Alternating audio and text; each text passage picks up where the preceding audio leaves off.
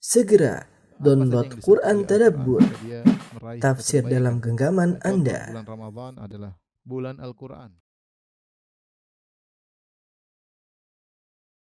Bismillahirrahmanirrahim. Assalamualaikum warahmatullahi wabarakatuh. Alhamdulillahi ala ihsanih wa syukru lahu ala taufiqihi wa amtinanih. Wa asyhadu an la ilaha illallah wahdahu la syarika lahu ta'ziman li sya'nih. Wa asyhadu anna Muhammadan abduhu wa rasuluhu da'ila ridwanih. Allahumma salli alaihi wa ala alihi wa ashabihi wa ikhwanih.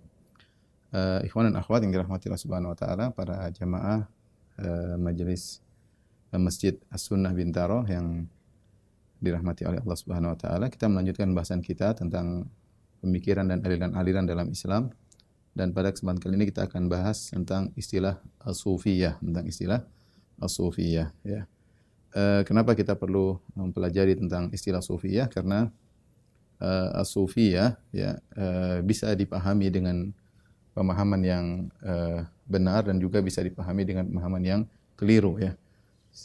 Sehingga sebagian orang menjadikan akidah yang menyimpang atau pemahaman yang menyimpang atau ritual ibadah yang menyimpang di balik nama sufiyah. Mereka berlindung di balik nama sufiyah seakan-akan kalau sudah dikasih label sufiyah berarti itu adalah suatu perkataan yang atau suatu akidah yang benar ya, atau suatu kegiatan yang benar. Padahal kita dapati banyak ulama yang mengingatkan tentang pemikiran sufiyah yang menyimpang dari penyimpangan yang kecil sampai penyimpangan yang besar ya, seperti mengantarkan kepada akidah wahdatul wujud yang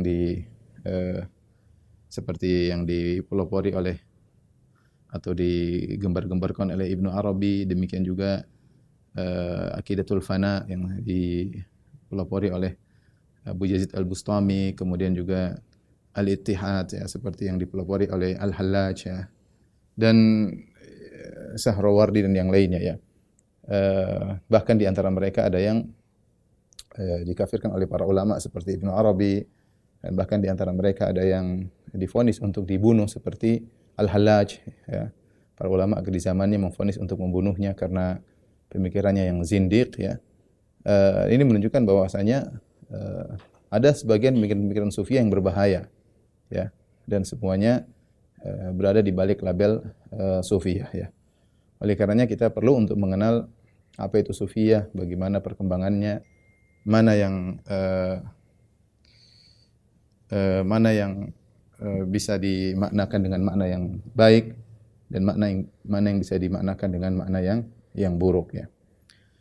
Di antara buku yang bagus yang bahas tentang sufiyah ada dua. Buku yang pertama yang saya anjurkan kepada para penuntut ilmu untuk membacanya adalah disertasi yang ditulis oleh Kiai Haji Said Agil Siraj yang judulnya Silatullah bil Kaun atau Silatul Kaun billah fi tasawuf al-falsafi dirasatan wa naqdan, yaitu tentang hubungan Allah dengan alam semesta dalam perspektif pandangan tasawuf falsafah, tasawuf filsafat ya, apa namanya dirasah, yaitu mempelajarinya, dan juga naqdan, kritikan terhadap pemikiran ini.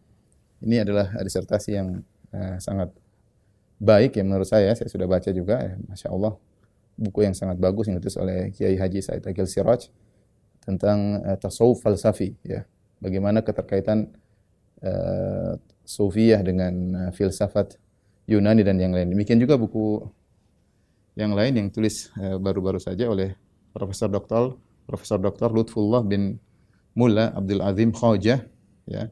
Judulnya Ta'rif Tasawuf Dirasatan Wasfiyah ya. Ta'rif Tasawuf Dirasatan Wasfiyah. Ini buku juga komprehensif. Dia memandang sufiyah dari segala sisi. Adapun Kiai Haji Said Agil Siraj, beliau memandang dari sisi sufiyah falsafiyah, sufi yang ahli filsafat, yang terpengaruh dengan filsafat. Tapi kita akan mukaddimah terlebih dahulu. Saya ulangi poin-poin yang tadi saya sampaikan ya. Mukaddimah ya.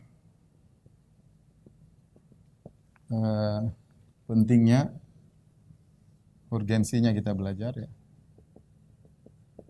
Di antaranya ikhwan, kenapa kita harus belajar ya? Karena ada apa namanya? Salah paham tentang sufiyah.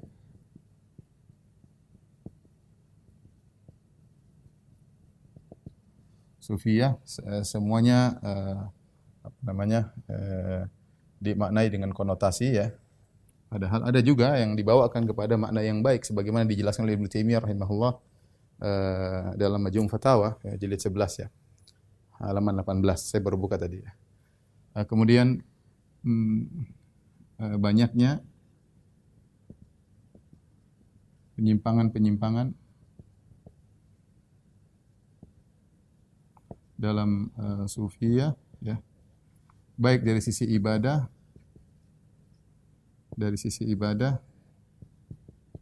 maupun dari sisi akidah. Ya. Ibadah yang diingatkan oleh para ulama seperti misalnya ibadah yang disertai tarian-tarian,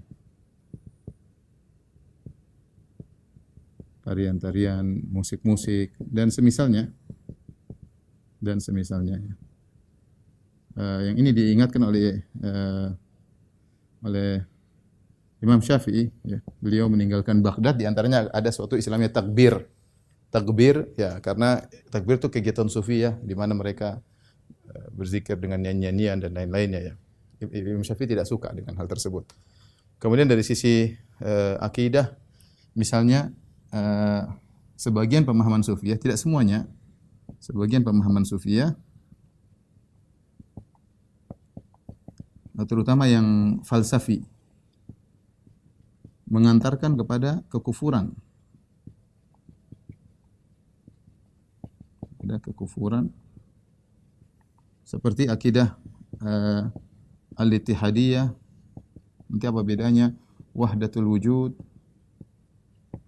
ya, dan yang semisalnya. Di antaranya sampai ada yang dibunuh seperti Sahrawardi al-Maqtul, sampai diberi gelar Sahrawardi al-Maqtul, yang dibunuh karena kezindikannya. Kemudian di antaranya Al-Hallaj yang dibunuh dan disalib atas fatwa para ulama di zaman tersebut karena kezindikannya, dia mengaku sebagai Tuhan. Seperti Ibnu Arabi dalam bukunya banyak Futuhat Makkiyah dan juga dalam kitabnya Fusul Hikam yang mengatakan perkataan Fir'aun, ana rabbukumul a'la, aku adalah Tuhan kalian maha tinggi, adalah perkataan yang benar bahwa Fir'aun masuk surga. Banyak ini semua berasal dari sufiyah falsafi, tasawuf al-falsafi, sufiyah falsafiyah ya, yang mereka terpengaruh dengan filsafat Yunani, terutama akidahnya Platonis atau Aflutin kalau bahasa Arabnya. Bahasa ininya Platonis atau Aflutin yang memiliki akidah al-faid. Al-faid ini sudah pernah kita bahas ketika kita bahas masalah filsafat ya, karena ada kaitannya filsafat dengan masalah akidah sufiyah.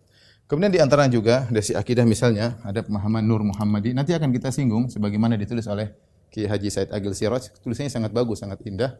Saya nasihatkan sekali lagi kepada para penuntut ilmu untuk baca buku tersebut. Buku tersebut banyak di internet, tinggal di download. Tulis Silatullah bil Kaun fi tasawuf falsafi dirasatun wa naqdan.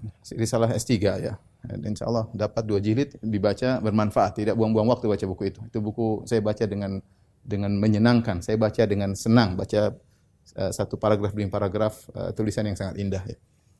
Di mana beliau menulis dengan bagus, banyak menukil perkataan Syekhul Islam Ibnu Taimiyah, Ibnu Qayyim, membantah orang-orang sufiyah. Masya Allah ya, tulisan yang sangat luar biasa. Kemudian misalnya juga ada pemahaman misalnya pemahaman Nur Muhammad. Nur Muhammad ini yang dipahami oleh Al-Hallaj, yang nanti kita singgung. Intinya Muhammad, dia mengatakan Muhammad ada 2, ada yang nurnya adalah azali, adapun jasadnya adalah muhdats baru ya, yang di mana Nur Muhammad yang azali adalah sumber dari segala ilmu, dan ini seakan-akan zat pencipta Muhammad adalah azali, bahkan sebelum ada, mungkin nanti kita kalau dinukil oleh Syekh atau Kiai Said Agil Siraj dengan nukilan yang baik dari bukunya perkataannya Al-Hallaj atau yang selainnya.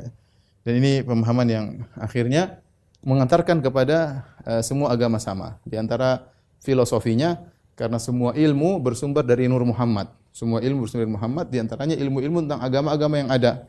Mau Yahudi, mau Nasrani, mau Majusi, semuanya Islam sama saja sehingga mengantarkan kepada persamaan semua agama. Dan ini juga tentu sangat berbahaya tentang Nur Muhammad. Kemudian juga apa namanya? Dari sisi lain penyimpangan dari Sufyan seperti anggapan ada wali yang gila ya, wali yang gila. Wali yang gila karena saking cintanya kepada Allah Subhanahu wa taala sehingga dia menjadi gila. Tentunya ini ada hal yang menurut saya agak mencela kewalian karena orang gila dibilang wali, seharusnya wali-wali Allah Subhanahu wa taala tidak demikian ya. Tidak ada contoh. Kalau kita katakan super wali Nabi Muhammad SAW, para sahabat, tidak ada yang saking wali malah jadi gila. Ini kan jadi agak gimana bagi Islam ya. Orang belajar semakin dekat dengan Allah malah jadi gila. Ini membuat Islam agak tercoreng menurut saya ya.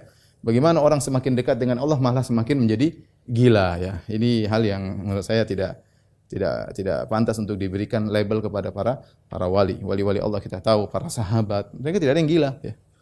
Mereka tidak ada yang sinting. Mereka tidak melakukan hal yang aneh-aneh, enggak. Ya, tapi demikianlah ketika belajar sufiyah, kalau salah belajar bisa berbahaya. Makanya Imam Syafi'i berkata, ya tidaklah ma tasawwafa rajulun fi awwalin nahar, tidaklah seorang belajar sufiyah di pagi hari kecuali sebelum zuhur dia sudah menjadi ahmak, ya, kecuali sudah menjadi pandir. Jadi pandir, karena kalau kita sudah bicara tentang sufiyah, kita akan dengar cerita-cerita yang aneh-aneh, yang macam-macam lah. Kalau kita dengar cerita di YouTube saja banyak ya. Inilah si fulan ketemu dengan jin lah, jin dari planet mana lah, kemudian minta ijazah lah, apa macam. Kita dengar agak aneh-aneh, tapi ya begitulah. Semuanya mungkin bagi mereka ya. Wali gila dan macam-macamnya. Ini belajar sufiyah yang keliru ya, sufiyah yang keliru. Kemudian di antaranya banyak ulama yang bantah hal tersebut ya. Bantahan para ulama atas penyimpangan tersebut.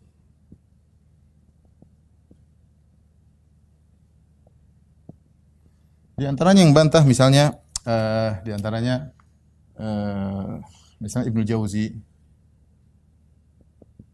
dalam kitabnya Talbis Iblis, kemudian Asy-Syatibi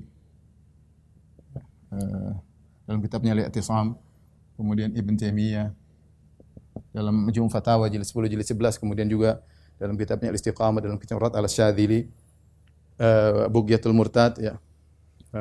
Beliau membantah tentang sufiyah. Kemudian Ibnu Qayyim ya. Ibnu Qayyim dalam kitabnya Madarijus Salikin, di antaranya Ighatsatul Lahfan, dua kitab ini menyinggung sebagian tentang sufiyah. Kemudian juga misalnya Mulla Ali Al-Qari ya. Dalam sebagian tulisannya ada bantang sufiyah, dan tidak lain karena ada penyimpangan dari sisi ibadah maupun dari sisi akidah. Nah, Ibnu Taimiyah rahimahullahu taala menjelaskan ada sufiyah yang kita tidak katakan menyimpang, tapi mereka berijtihad, yang dinamakan oleh Kiai Dr. Said Aqil Siraj, bahwasanya semoga Allah menjaga beliau dalam kebaikan ya. Bahwasanya sufiyah terbagi menjadi dua, ada sufiyah atau tasawuf falsafi dan tasawuf ilmi ya. Kata Dr. Aqil Siraj,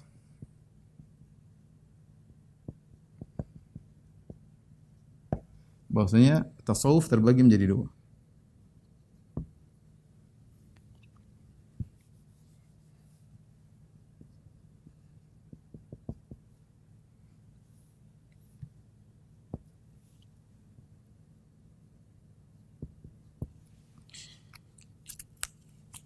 Ada yang disebut dengan tasawuf al-ilmi atau amali, atau nanti kita cek lagi ya. Tasawuf al-falsafi. Kemudian beliau menukil perkataan Ibnu Taimiyah bahwasanya sebagian orang-orang yang disebut dengan sufiyah, mereka berijtihad, mereka berusaha zuhud, mereka berusaha beribadah.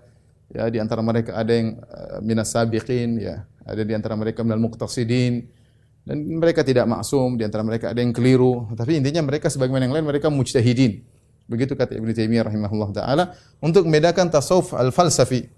Tasawuf falsafi yang berbahaya, yang terpengaruh dengan berbagai macam pemikiran ya. Ini berkaitan dengan salah paham tentang sufi. Kemudian di antara urgensinya kenapa ini banyaknya penyimpangan dalam sufiyah? Kenapa bisa muncul penyimpangan tersebut? Karena terpengaruhnya teman sufiyah dari berbagai macam pemikiran, ya, terkontaminasinya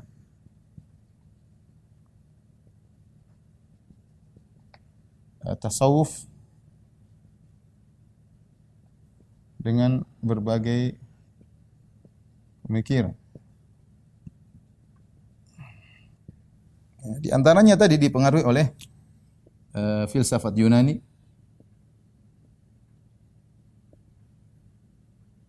di antaranya Aflutin ya.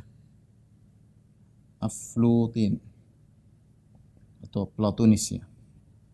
Yang punya akidah al-faid tentang bagaimana hubungan Allah dengan makhluk, akidatul faid, nanti mungkin akan kita bahas pada saatnya. Kemudian juga terpengaruh dengan misalnya pemikiran India.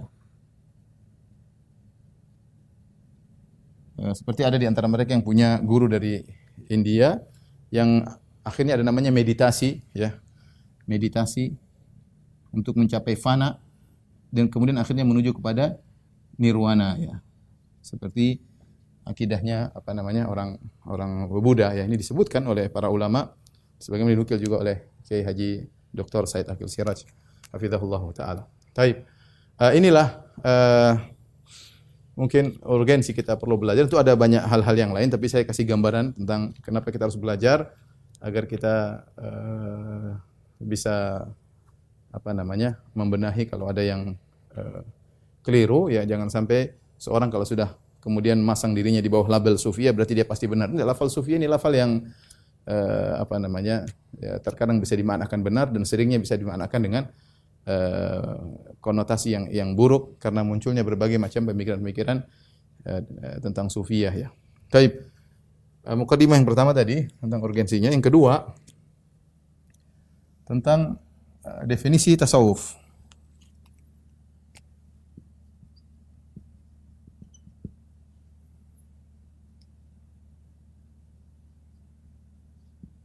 Tasawuf apa definisinya? Kita bicara pertama secara bahasa ya.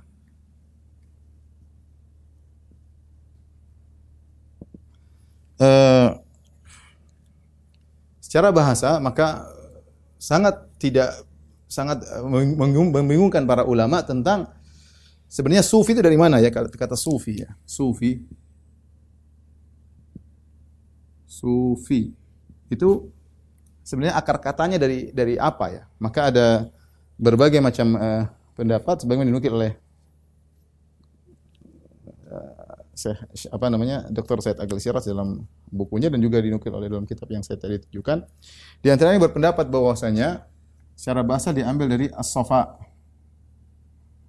Safa itu artinya bersih, murni.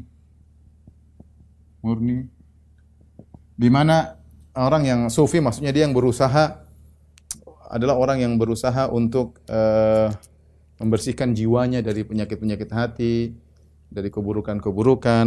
Namun ini jadi muskilah, problem, karena seharusnya secara bahasa nisbah kepada as-safa adalah as-safai, bukan as-sufi. Sehingga ini dikritiki secara bahasa tidak tepat. Kemudian ada lagi yang berpendapat bahwasanya dikatakan sufi karena dari suffah. Suffah. Kita tahu ahlus suffah. Suffah adalah lokasi di belakang Masjid Nabawi yang ditinggali oleh para sahabat. Para sahabat yang berhijrah ke kota Madinah dan mereka tidak punya tempat naungan, tempat tinggal, tidak punya kenalan. Maka mereka tinggal di suatu areal namanya Suffah, ya. Sekarang kalau di Masjid Nabawi disebut dengan Dakkah, ya. Areal tersebut. Dulu dikenal dengan Suffah sehingga para sahabat tinggal di situ.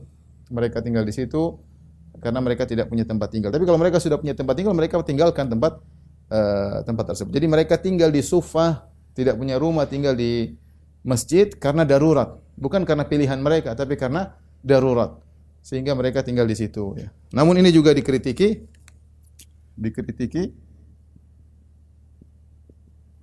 ya, karena kalau dari Suffah seharusnya nisbahnya menjadi Sufi. Sufi, harusnya Sufi, bukan Sufi. Yang jadi masalah kita kan Sufi, bukan Sufi.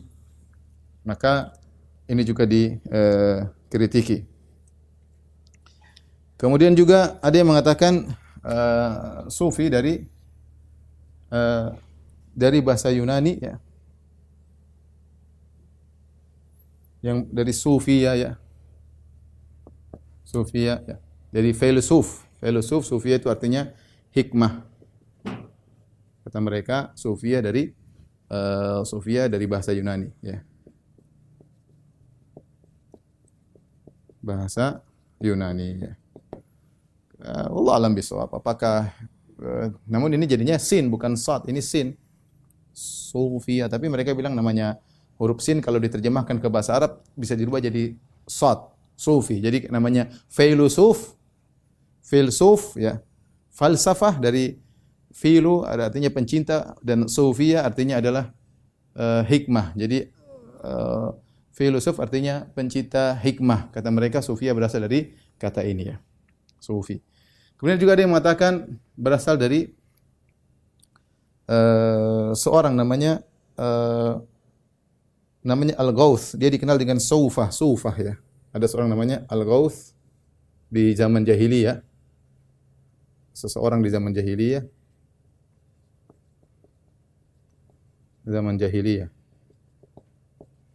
Yang dikenal dengan Sufah. Dia adalah orang yang pertama kali disebutkan mengkhidmatkan dirinya kepada Masjidil Haram. Namun ini juga dikritiki oleh orang Sufi sendiri karena mereka tidak mau bahwasanya Sufia dinisbahkan kepada orang jahiliyah, ya. Dikritiki karena nisbahnya kepada orang jahiliyah.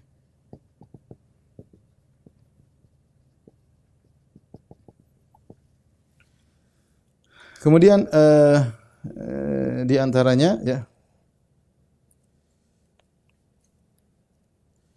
dari suf, ya. Ini pendapat Ibnu Taimiyah rahimahullah taala dari suf. Suf itu apa? Bulunya domba. Kenapa dikatakan suf? Kalau ini secara nisbah benar. Secara nisbah sudah benar. Secara nisbah sudah benar. Karena nisbahnya adalah sufi, sudah benar. Ya. Kenapa kata Syekh Islam Taimiyah? Karena sebagian mereka memang ingin menunjukkan zuhud sehingga sebagian mereka memakai baju dari bulu domba yang mungkin agak bau, yang mungkin kasar, ya, sehingga sebagian sufiyah memakai baju seperti ini. Namun ini dikritiki juga diantaranya oleh Al-Qushairi.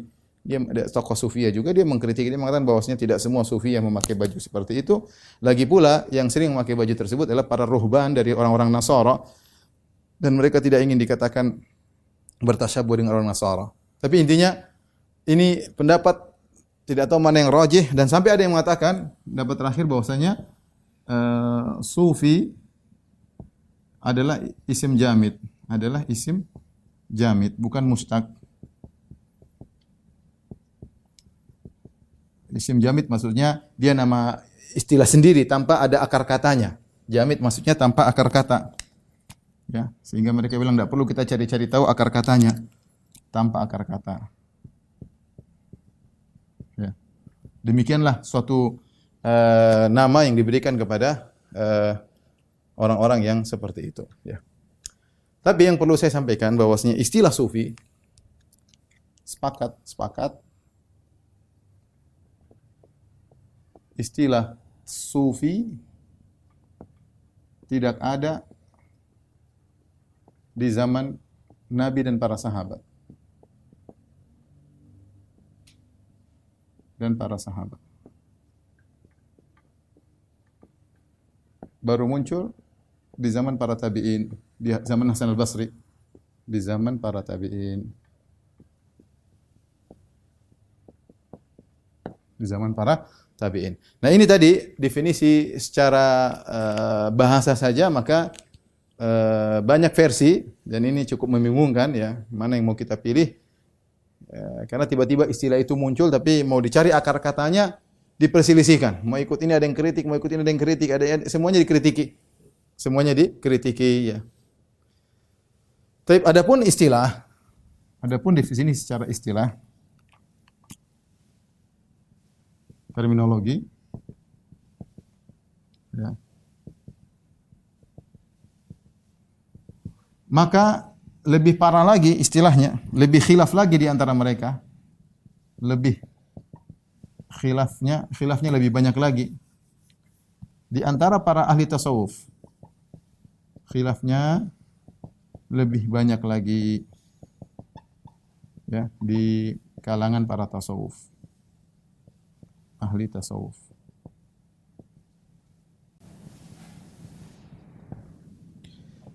Contohnya Sahrawardi mengatakan bahwasanya istilah Sufiyah didefinisikan lebih dari 1000. Kata Sahrawardi, menurut Sahrawardi,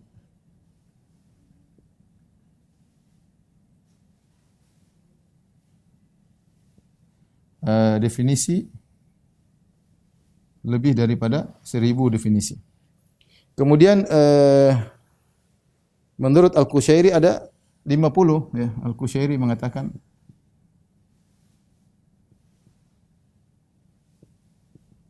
ada 50 definisi. Kemudian di antara juga misalnya dari Ibrahim bin Maulid, dia mengatakan ada sekitar 100. Ada lagi yang mengatakan sekitar 100 definisi. Sehingga kalau kita mau cari definisi sulit. Kenapa sulit? Karena kita katakan tadi mudah. Apa rahasianya kenapa sulit? Karena sufiyah macam-macam. Modelnya dari siapa? Sufiyah secara ilmiah atau amaliyah, atau sufiyah secara akidah, secara falsafah. Belum tarekot banyak sekali. Terus apa yang membuat suatu kata yang jami' dan mani yang bisa menggabungkan seluruh aliran dalam sufiyah ya. Sehingga tadi sampai ada 100 pendapat, ada 50 pendapat, ada 1000 pendapat. Ini disampaikan oleh Ibnu Khaldun dalam Al-Muqaddimah, dia berkata, "Wa qad hawala katsirun minal qaum", sungguhnya banyak dari orang-orang sufiyah, hawala al-ibarah, berusaha untuk membuat ungkapan an makna tasawuf, tentang makna tasawuf. Bilafzin jami', ya. Yu'ti syarha maknahu, dengan satu lafal yang jami', yang komprehensif, yang mencakup seluruh makna sufiyah. Walam yafi bidzalik qaulun min aqwalim, dan tidak ada satupun perkataan mereka yang bisa mencapai tujuan tersebut. Ya, jadi Ibnu Khaldun sini mengatakan kita tidak dapati definisi tasawuf yang benar yang bisa mencakup seluruh aliran-aliran atau pemikiran-pemikiran dalam tasawuf. Jadi intinya definisinya sudah sulit ya. Dan kita sepakat bahwasanya ini tidak ada di zaman Nabi sallallahu alaihi wasallam, tidak ada di zaman para sahabat, baru muncul di zaman para tabi'in, yaitu pada pertengahan abad kedua Hijriah. Baik, tolong dihapus, kita habis ini kita bahas tentang sejarah Sufiyah. Baik, sejarah Sufiyah.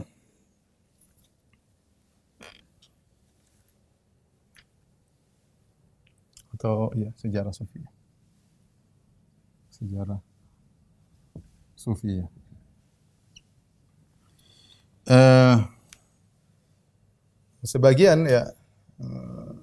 Sebagian ulama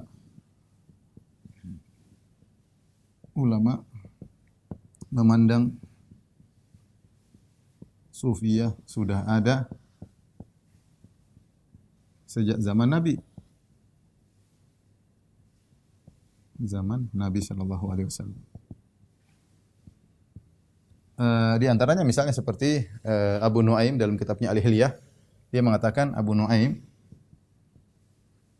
Al-Hilyah dalam kitabnya mengatakan di antara Sufiyah adalah 10 sahabat yang dijamin masuk surga. Al-Asyraful Basyaruna bil Jannah, 10 sahabat yang dijamin masuk surga. Siapa mereka? Ya Abu Bakar, Umar, Utsman, Ali, Abdurrahman bin Auf, Zubair bin Awam, Sa'id bin Zaid, kemudian Talha bin Ubaidillah, ya, Sa'ad bin Abi Waqqas, Abu Ubaidah bin Jarrah. 10 orang yang kata beliau adalah sufiyah. Tentunya ini tidak tepat ya, karena kita bicara tentang istilah sufiyah. Karena istilah sufiyah sepakat tidak ada di zaman Nabi, tidak ada di zaman para sahabat. Namun kita kasih uzur kepada para ulama yang mengatakan para sahabat adalah orang-orang sufi. Tidak lain uzurnya apa? Uzurnya karena mereka memandang sufi maknanya zuhud. Karena mereka memandang sufi artinya zahid, orang yang zuhud. Itu orang yang zuhud. Dan kita tidak ragu bahwasanya para sahabat semua adalah orang yang zuhud. Bagaimana tidak zuhud? Abu Bakar menginfakkan seluruh hartanya. Seluruh hartanya diinfakkan. Ya. Siapa kayak Abu Bakar? Dunia tidak ada di hatinya. Semua diinfakkan. Umar menginfakkan setengah hartanya. Ya. Jadi para sahabat tidak ragukan tentang kezuhudan mereka. Ya. Ini pendapat. Pendapat yang lain, ini pendapat Ibnu Taimiyah rahimahullah taala, ya. Di antaranya sebagian ulama berpendapat sufiyah muncul di tengah atau akhir abad kedua. Abad kedua. Dan masing-masing punya dalil, dan ini pendapat yang dikuatkan oleh Ibnu Taimiyah rahimahullah. Ini pendapat Ibnu Taimiyah.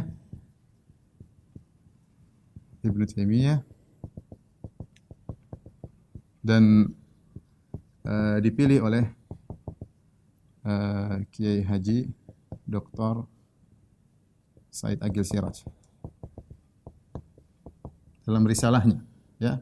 Beliau mengatakan ini pendapat yang lebih kuat karena Ibnu Taimiyah berdalil dengan tarikh, dengan sejarah, kenyataan yang ada. Ibnu Taimiyah berpendapat bahwasanya sufiyah muncul di abad kedua, ya. Kemudian Ibnu Taimiyah berpendapat munculnya adalah Ibnu Taimiyah mengatakan dan munculnya di Basrah. Munculnya di Basrah.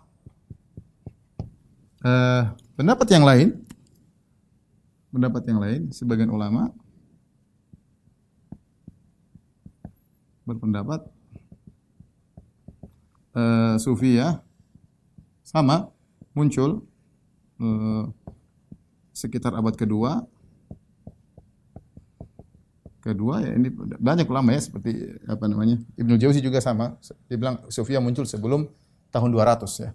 Tetapi sebenarnya berpendapat bahwasanya awal munculnya bukan di Basrah, tetapi awal munculnya bukan di Basrah, tapi di Kufah. Sama aja, sama-sama di Irak, beda tipis-tipis saja. Ada yang mengatakan sufiyah muncul, ada yang di Kufah, ada yang di Basrah, ada yang di di Baghdad. Intinya munculnya di Irak, ya. Ada juga di Khurasan. Ini pendapat. Jadi kita tahu bahwasanya sufiyah sudah muncul sudah lama, dari sebelum tahun 200 Hijriyah. Awal kemunculannya adalah dengan zuhud, ya. Ibnu Jauzi menyebutkan kita katakan silsilah perkembangan sufiyah. Silsilah perkembangan sufiyah. Saya akan bacakan Ibnu Jauzi nanti, perkembangan sufiyah. Jadi dia sangat-sangat terkenal ketika abad ketiga. Dari abad kedua mulai muncul, abad ketiga benar-benar terkenal. Awalnya, dan Ibnu Taimiyah juga jelaskan bahwasanya awalnya muncul dari kezuhudan, tapi akhirnya mereka melakukan zuhud yang keliru, ya. Zuhud yang keliru. Sehingga mereka akhirnya memaknakan zuhud lebih daripada yang seharusnya, ya, seperti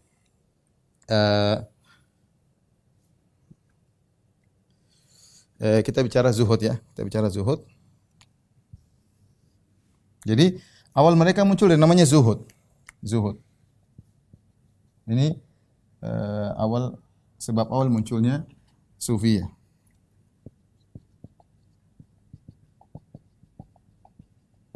Munculnya sufiyah.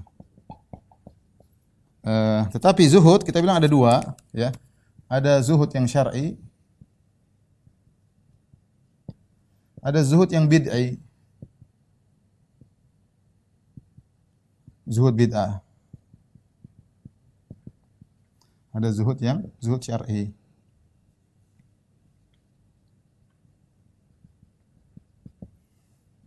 Dan disinggung oleh Kiai Haji Said Agil Siraj dalam bukunya.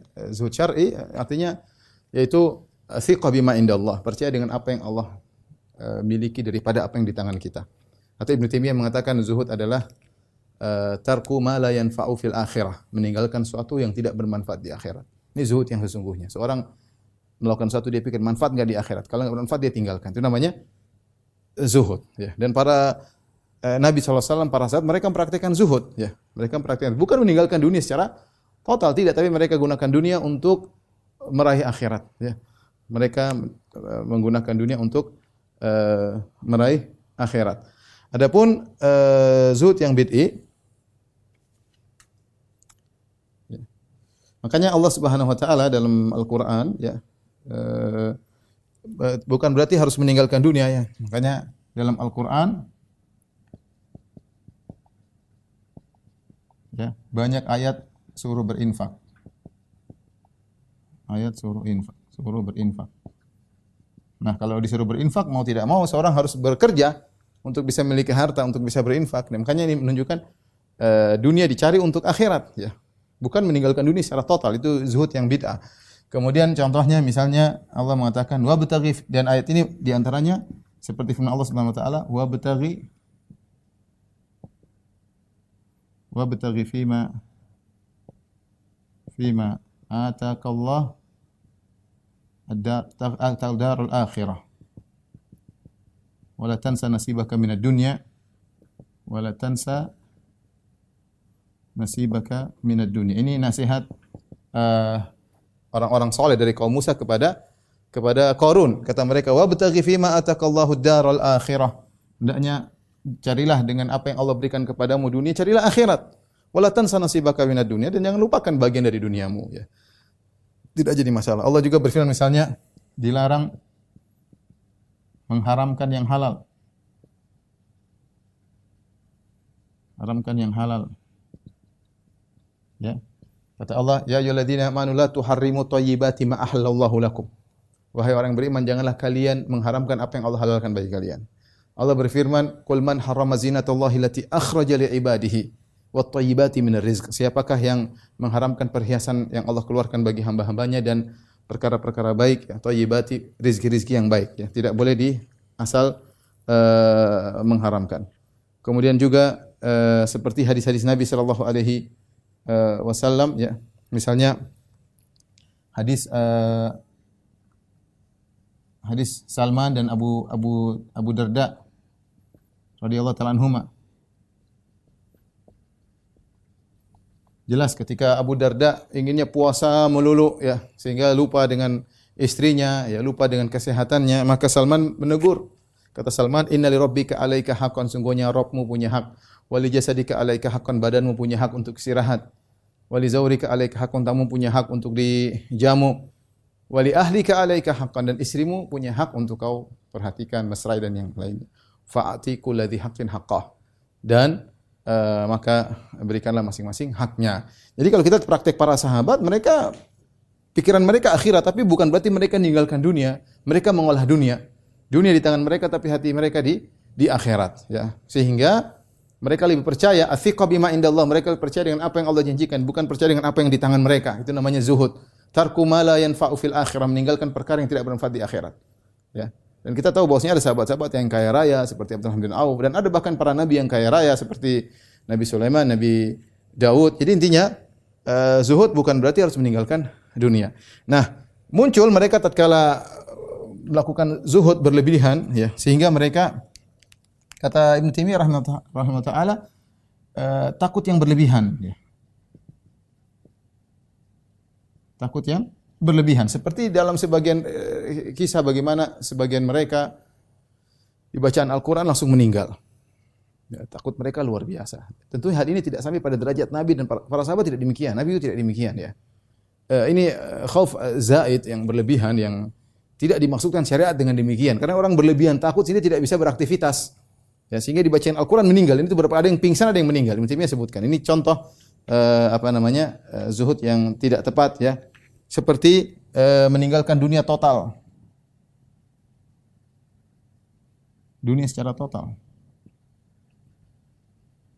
Ini tidak benar. Kita bilang kalau semua sahabat dunia total, gimana Islam mau berkembang? Islam butuh perjuangan, Islam butuh pengaturan, ada yang mengayomi janda, mengayomi fakir miskin, ada namanya zakat, ada namanya hukum-hukum Islam, ada namanya mungkin menjaga keamanan, ada namanya ekspansi, banyak hal. Ya, ada namanya bela negara, banyak hal. Nah, kalau semuanya urusan tinggalkan dunia semua, terus bagaimana mau berkembang Islam? Ini zuhud yang keliru ya. Kemudian misalnya zuhud dengan meninggalkan ilmu. Meninggalkan menuntut ilmu. Menuntut ilmu syar'i. Kemudian malah cari ilmu yang tidak ada dalilnya, seperti namanya wajid ya, kemudian namanya al-kashf, istilah sufiyah, al-wajid, al-kashf, maqamat, kemudian banyak istilah, ada al-fana, ada al-wihdah, ada macam-macam ya.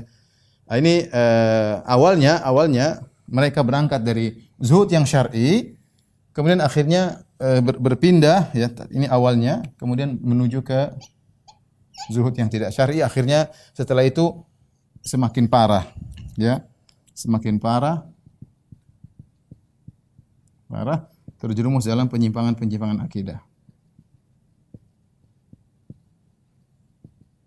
Sebagaimana tadi kita sebutkan. Jadi seandainya seorang mengartikan sufi maksudnya dengan zuhud, maka tidak ada masalah. Ya, tidak ada masalah seorang maksudnya sufi maksudnya orang yang zuhud, perhatian sama dunia ya, dengan aktivitas yang benar, tapi orientasinya semua akhirat, dunia hanyalah perantara menuju akhirat, maka itu orang yang zuhud. Tapi saya akan bacakan bagaimana sejarah perkembangan sufiyah menurut Ibnu Jauzi ya. Menurut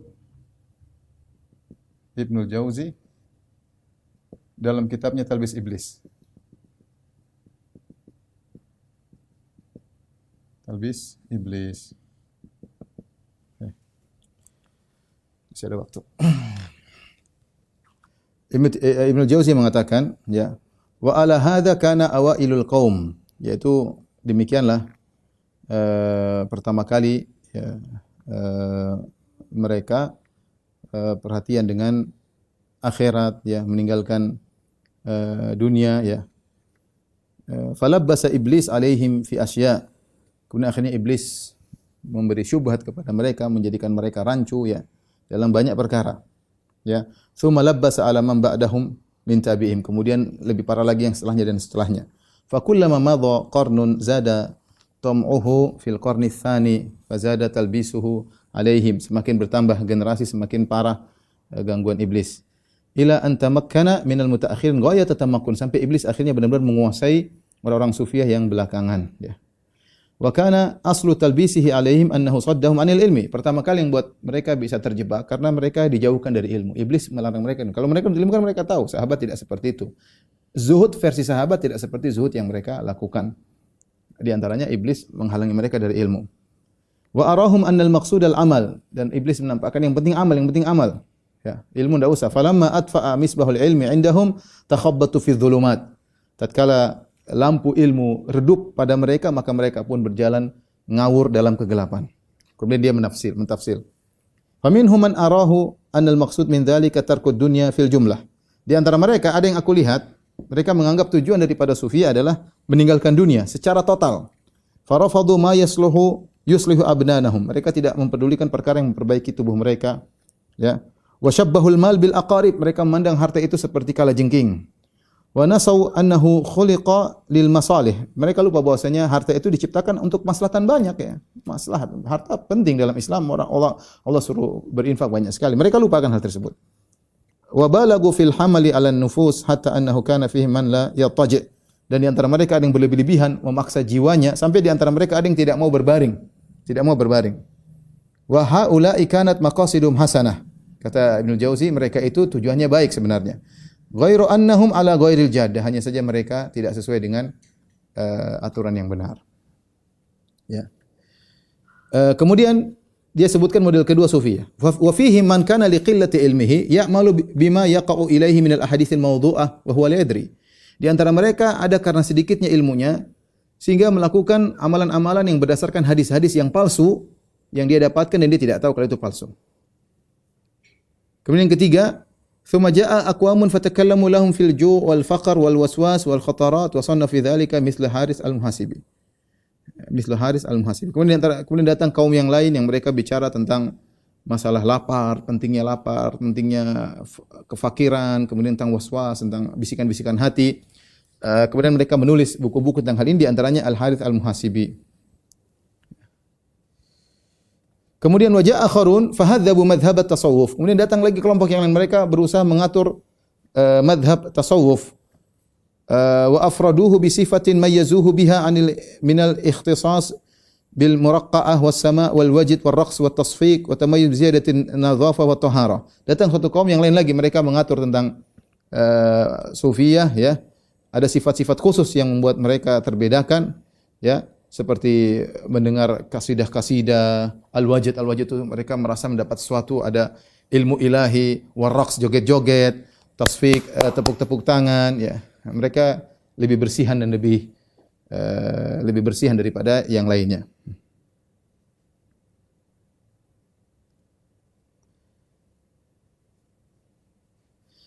Sampai beliau berkata, saya loncat saja, wa minhum man kharaja bihil ju' ila al-khayalat al-fasidah. Di antara mereka ada yang gara-gara lapar, kata mereka, akhirnya mereka terkena dengan khayalan-khayalan yang rusak. Fada'a ishqal haqqi. Mereka mengatakan kami rindu kepada Allah Subhanahu wa taala. Faka'annahum takhayalu syakhsan mustahsanu surah. Seakan-akan mereka menghayalkan Tuhan itu adalah suatu bentuk yang indah, fahamu bi, dan mereka rindu kepada bentuk tersebut. Ya, wa haula'i bainal kufri wal bid'ah, dan ini di antara kekufuran kebid'ahan. Thumma tasha'abat. Kemudian kata Ibnu Jauzi, thumma tasha'abat bi aqwamin minhum turuq. Kemudian jalan-jalan semakin bercabang-cabang. Fafasudat aqaiduhum, akidah-akidah mereka menjadi rusak. Famin haula iman qala bil hulul. Ini puncak kerusakan sufiyah. Di antara mereka ada yang mengatakan dengan hulul, yaitu Allah bersatu menempati makhluknya. Wa minhum man qala bil ittihad. Di antara mereka yang berkata Allah bersatu dengan makhluknya, bukan menempati, benar-benar bersatu. Beda dengan menempati. Kalau hulul menempati, kalau ittihad bersatu. Nanti akan kita jelaskan pada pertemuan berikut insyaallah. Wa ma zala iblis yakhtibuhum bi fununil bid'ah hatta ja'alu li anfusihim sunanan. Dan senantiasa iblis berkhutbah kepada mereka, yaitu berbicara dengan mereka dengan berbagai macam variasi bid'ah, sampai-sampai mereka punya sunnah-sunnah tersendiri yang mereka kerjakan.